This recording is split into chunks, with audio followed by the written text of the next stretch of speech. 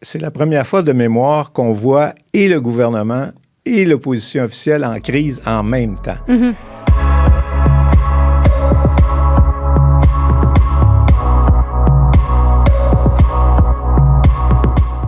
Michel David, bonjour. Bonjour. Je suis très contente de te recevoir aujourd'hui pour faire le point sur la session parlementaire à Québec parce qu'il s'en est passé quand même des affaires cet automne. C'est le moins qu'on peut se dire. On a eu le bras de fer autour du projet de loi 2 avec les médecins. Il y a eu l'UPAC qui vient de débarquer au Parti libéral. Vincent Marissal qui a claqué la porte à Québec solidaire. Pendant ce temps-là, le PQ continue quand même d'avoir le vent dans les voiles, même s'il a fait une sortie controversée envers les artistes dernièrement.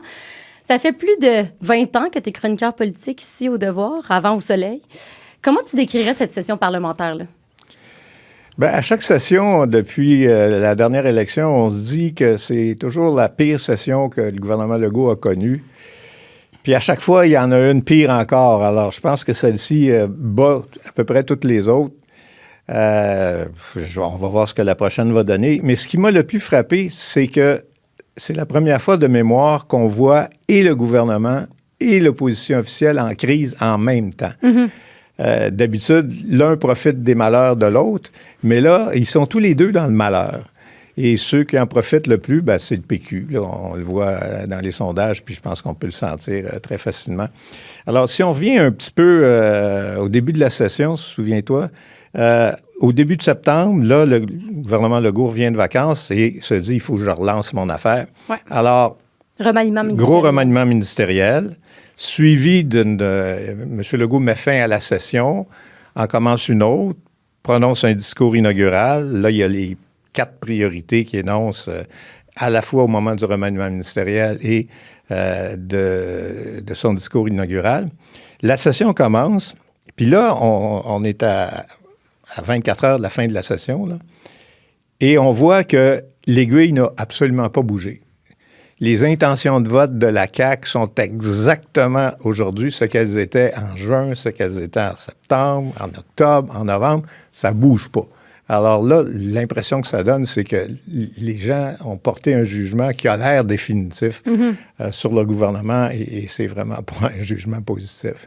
On a eu plusieurs choses. On a réduit les cibles en immigration, on a renforcé la loi sur la laïcité, déposé un projet de constitution québécoise, on est parti en croisade contre les syndicats, contre les médecins. Il y a aussi l'environnement on a reculé. Mais est-ce qu'il y a eu des bons coups dans cette session-là ou pas vraiment? Des bons coups, oui. Je te dirais qu'il y en a eu.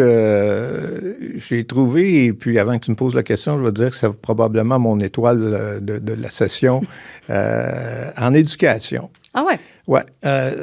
Souviens-toi, pendant que M. Drainville, Bernard, était ministre de l'Éducation, il y avait au moins une fois ou 2 par semaine où il y avait des mauvaises nouvelles, les gens se plaignaient, les coupures, les ci, les ça. Curieusement, depuis que Mme Lebel est là, on n'entend plus parler des problèmes en éducation. Il y avait le problème des plafonds d'embauche des commissions, des centres de services scolaires qui faisaient problème, puis qu'on dirait que M. Drainville n'arrivait pas à le régler. Elle a réglé ça. Là, elle commence à ouvrir la porte sur l'abolition ou, disons, la révision des critères d'admission dans les programmes spécialisés là, à l'école publique. Bref, je trouve qu'elle a accédé à son nouveau ministère et tout de suite, on a vu un changement. Alors, ça a été plutôt bon. Alors, mais pour le reste, on dirait que tout ce que le gouvernement a essayé a mal tourné. Prends le projet de Constitution québécoise. Ça faisait des années que M. Jolin Barrette travaillait là-dessus. C'est son bébé. On s'est dit, c'est son bébé. On s'est dit, et puis M. Legault était contre. Il l'empêchait de faire ça. Là, il a décidé d'activer le dossier, disons. Mais ça ne tourne pas bien non plus. Ça se voulait une espèce de symbole de l'affirmation de l'identité du Québec et tout. Mais là, ce qu'on voit, c'est que ça devient un symbole de la dérive autoritaire. Là, parce que tout le monde dit, vous le faites tout seul de votre côté.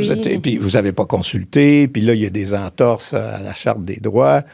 Donc, c'est un coup qui, normalement, aurait dû être un bon coup et qui tourne mal. Bon, la réforme de la santé, puisqu'il faut en parler, ça, c'est le coup qui a le plus mal tourné. Au départ, je pense que M. Legault calculait que l'opinion publique serait derrière lui. Et il est possible qu'au début, en tout cas sur le principe, de changer la rémunération des médecins et surtout de faire en sorte qu'il y ait un plus grand accès à un médecin de famille, là, c'est certain que la population était d'accord avec ça. Ce qu'il avait mal évalué, je pense, c'est la capacité des médecins de faire virer de bord une opinion, pas en faisant une campagne de peur, mais en démontrant là, les conséquences que ça a quand on s'attaque à eux. Et là, on a vu là, les départs ou les menaces de départ qui ont fait en sorte que, puis là, on ne connaît pas le résultat de l'entente qui est intervenue avec les médecins omnipraticiens, mais tout indique que le gouvernement a reculé là-dessus. L'idée de lier la rémunération à des cibles de performance, les médecins étaient radicalement contre, et de les sanctionner s'ils ne les atteignaient pas. Là, c'est le contraire. Là, c'est des incitatifs financiers pour les inciter à les atteindre. C'est une reculade, là, si c'est ça qu'on retrouve dans le projet de loi. Alors, ça aussi, ça a mal tourné pour le gouvernement. Là, M. Boulay, le ministre du Travail, s'attaque aux syndicats. Encore là, il y a un préjugé, disons, défavorable envers les syndicats dans la population. Et le projet de loi, M. Boulay, il y a des choses avec lesquelles il est difficile d'être, à part si vous êtes un chef syndical, auxquelles c'est difficile de s'opposer. Une plus grande transparence dans les états financiers. Tout le monde connaît là, les dépenses abusives qui ont été faites dans le passé par des dirigeants syndicaux. Améliorer la démocratie syndicale, c'est-à-dire de permettre, faire en sorte que les conditions de vote d'un droit de grève permettent à tout le monde de s'exprimer puis pas de contrôler le vote au milieu de la nuit. Mais M.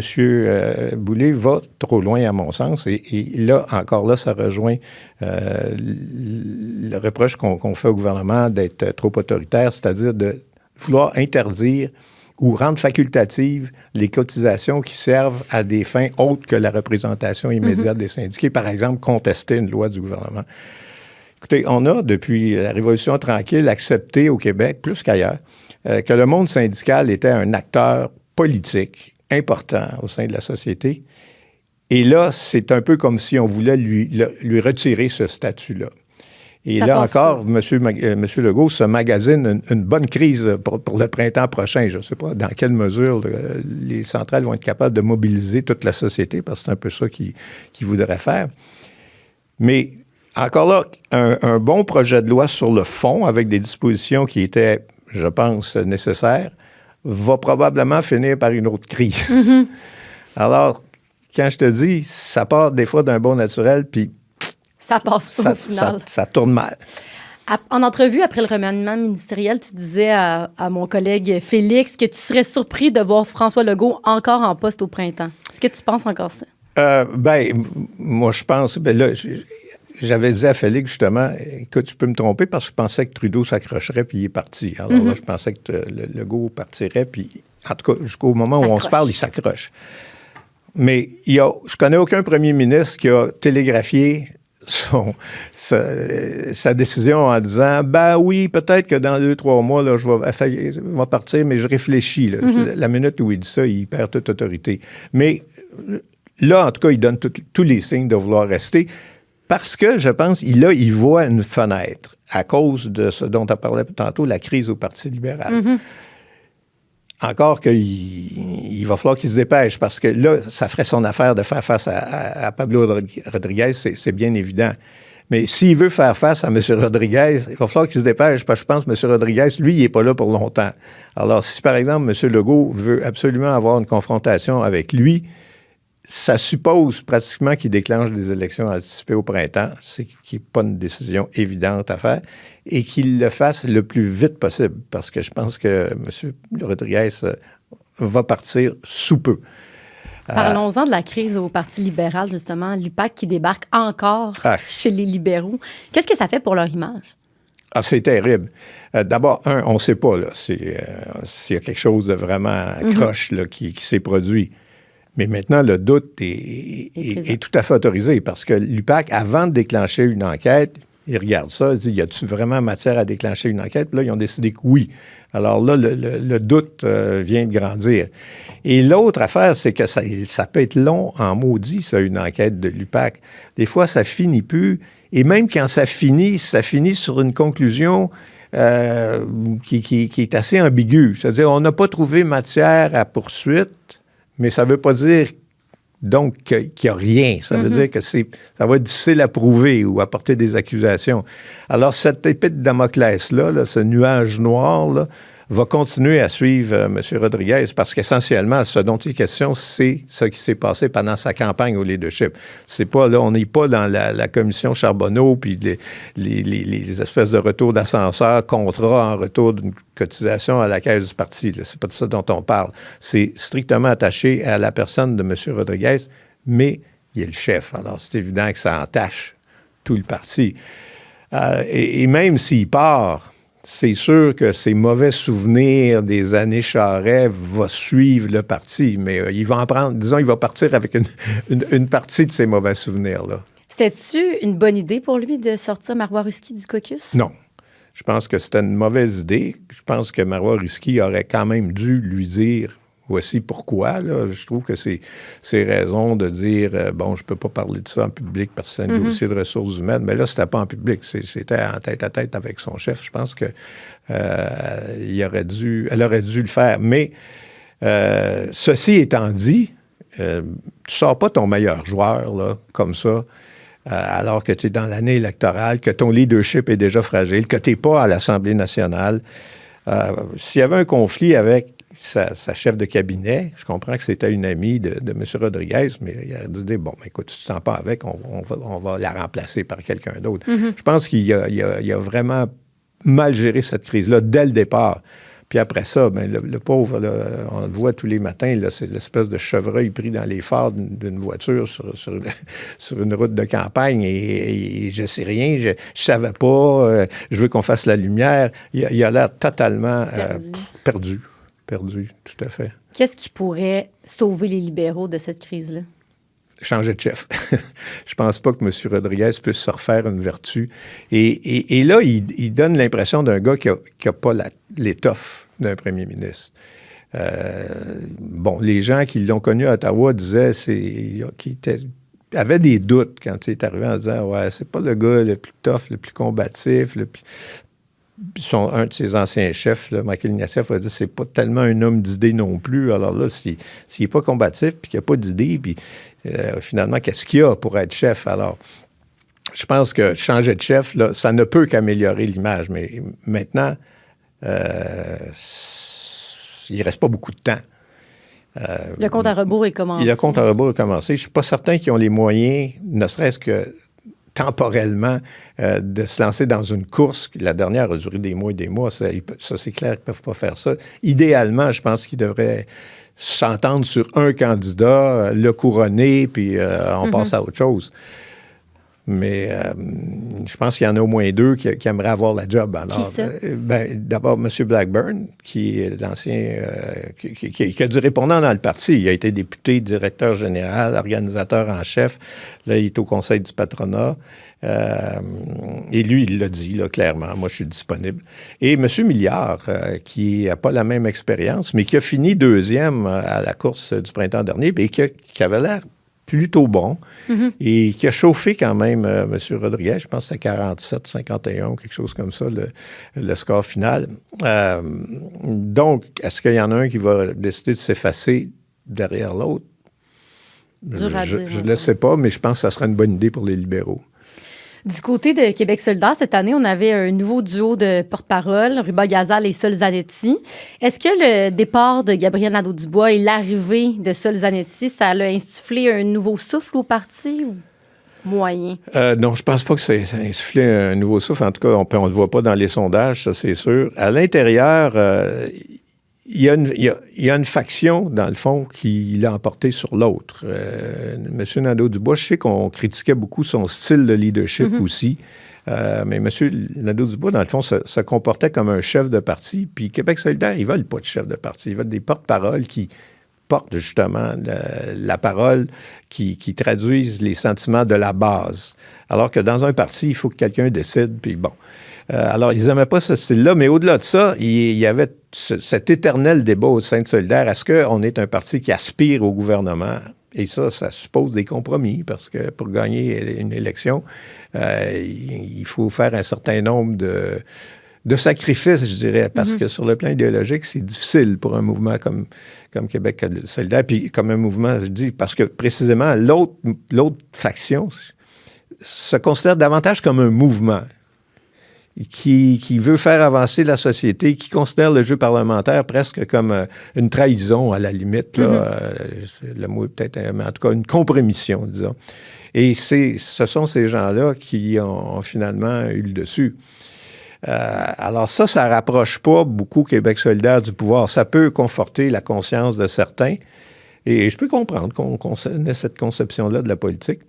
Mais pour ce qui est de rapprocher le parti du pouvoir, non, ça a l'effet contraire. Il y a beaucoup de gens qui se disent, ces gens-là n'ont pas la maturité pour gouverner. Et on le voit par rapport à la dernière élection. Écoute, je pense que le Québec solidaire a perdu à peu près la moitié de ses voix. C'est quand même assez considérable. On dit que Legault a de la misère, mais il en a perdu juste le tiers. Il y a Vincent Marissal aussi qui a claqué la porte du parti. Il dit qu'il voudrait peut-être aller vers le PQ. Il ferait-tu un bon péquiste?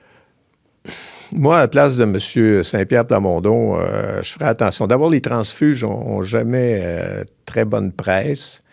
Je ne suis pas certain non plus que les électeurs de Rosemont, si c'est là qu'il veut se représenter, lui pardonneraient beaucoup, en tout cas les solidaires, non. Et je ne suis pas sûr que les péquistes lui feraient tellement confiance. Et je ne vois pas, surtout, l'avantage que le PQ aurait à aller chercher quelqu'un qui ne représente à peu près rien au sein de Québec solidaire.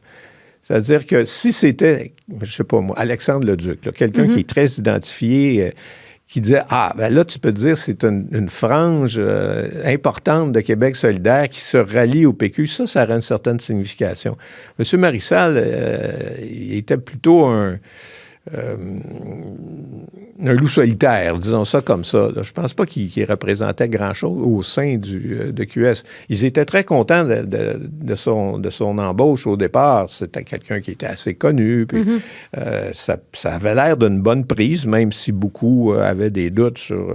on n'avait jamais pensé que M. Marissal était un souverainiste très ardent, ni un homme de gauche. Alors, on était un peu surpris, mais ça pouvait avoir l'air d'une bonne prise. Mais pour le PQ, je ne vois pas l'avantage à aller le chercher. Finalement, le PQ qui domine dans les intentions de vote avec 39 % lors du dernier sondage léger. Comment on explique ça qui reste toujours dans le haut des sondages, malgré le fait que le chef, Paul Saint-Pierre Plamondon, se fait reprocher de tenir parfois des propos qui sont incendiaires en disant notamment des artistes qu'ils étaient honteux et déloyaux de saluer la nomination de Marc Miller comme ministre fédéral de l'identité et de la culture canadienne. Pourtant, ça n'a pas l'air de l'atteindre tant que ça. Bien, souvent en politique, c'est pas tellement qu'on vote pour quelqu'un que contre quelqu'un. Et c'était arrivé à M. Legault en 2018. Les gens n'ont pas vraiment voté pour la CAQ. Ils voulaient se débarrasser de Couillard et des libéraux. Bien là, actuellement, je pense qu'on est face au même phénomène. Au début, oui, c'est vrai, M. Saint-Pierre Plamondon semblait apporter un vent de fraîcheur à la politique. Et effectivement, il détonnait un peu par sa sincérité dans le paysage. Mais là, je pense que le principal facteur qui porte le PQ, c'est que les gens, après, ça fait quand même 2 mandats, veulent se débarrasser de la CAQ et de François Legault. Et de toute évidence, là, le PLQ, les libéraux, n'apparaissent vraiment pas comme une alternative. Et cette envie de se débarrasser de la CAQ est plus forte, à mon sens, en tout cas jusqu'à preuve du contraire, que la peur d'un référendum. Les gens, les deux tiers, je pense des Québécois dans les sondages, ne veulent pas de référendum. Mais ils se disent, on pourra toujours voter non si on est pris avec un référendum. L'important, c'est de se débarrasser de la CAQ. Alors, oui, il y a certainement un petit regain de ferveur en façon pour la souveraineté, mais ce n'est pas ça le facteur principal. C'est de se débarrasser de la CAQ. Annuellement, tu fais des Tu dis, c'est qui le meilleur politicien à chaque session? C'est qui cette année? Est-ce que tu peux... Là, je me suis un peu scoopé là, tantôt en parlant de l'éducation, mais je trouve que Sonia Lebel fait un excellent travail. Sa note, c'est quoi? Je pense qu'elle va avoir un A. C'est pas finalisé, là, mais parce qu'à la fin, c'est compliqué, hein, rédiger un bulletin comme ça. Là, tu commences par faire un premier draft, puis là, tu trouves là, les raisons pour lesquelles tu trouves que l'un a été bon, l'autre a été mauvais. Puis ensuite, il y a une espèce d'exercice comparatif. Tu sais, mettons que tu as deux bons, il y en a un qui est un petit peu meilleur que l'autre bon. Puis alors, je le refais, puis je le refais, puis je le retravaille. Mais bon, jusqu'à présent, en tout cas, Mme Lebel serait ma meilleure. Là. Pour le moins bon, là, j'hésite plus. Je ne suis pas impressionné trop par Bernard Drainville. Je trouve que non seulement, d'abord, je ne le voyais pas à l'environnement, et je suis convaincu que lui non plus ne se voyait pas là. Puis là, c'est comme s'il était l'exécuteur des basses œuvres là, qui orchestre le recul en matière d'environnement, sans trop d'état d'âme. Alors ça, je n'apprécie pas ça particulièrement. Pour le reste, je suis encore à jongler. Alors, c'est pas nécessairement lui qui va être le grand perdant. Il y en a peut-être des pires. Là, on prend un congé pour les fêtes. Ouais. En 2026, on arrive avec des idées nouvelles ou pas vraiment? On attend les élections puis on attend que ça passe? Bien, par la force des choses, on est presque en pré-campagne électorale. Là. L'Assemblée nationale va se réunir au début de février, va ajourner vers le 10 juin, là, quelque chose comme ça. Ça ne donne pas beaucoup de semaines. Puis là, rendu là, on va être à l'aube de la campagne électorale. Alors là, on n'amène plus de nouvelles idées. Là. Je pense que M. Legault, il les a énoncé ses priorités au début de septembre. C'est en marche, mais il y a encore beaucoup de travail à faire dans le dégraissement de l'État, le traitement choc, comme il disait. La démocratie syndicale, on en parlait tantôt, c'est loin d'être fait. Les médecins, la loi 2, là, elle est retirée. Jusqu'au 28 février. Jusqu'au 28 février, mais là, il va falloir quand même la rédiger. Là, il va falloir la remplacer par une autre. Est-ce que... Et d'autre part, les spécialistes, c'est pas réglé ça encore. Non, les omnipraticiens, très bien, tout le monde est content. Les médecins vont, en tout cas ceux qui ne sont pas partis, vont probablement rester. Mais il reste les spécialistes, qui est un énorme morceau. Alors, les dossiers qui sont en cours vont continuer d'accaparer toute l'attention. Mais tout le monde, maintenant, va avoir une pensée pour la prochaine campagne électorale. Et beaucoup de choses sont suspendues au sort de Pablo Rodriguez. Merci beaucoup, Michel, d'avoir fait le point avec nous aujourd'hui. Plaisir.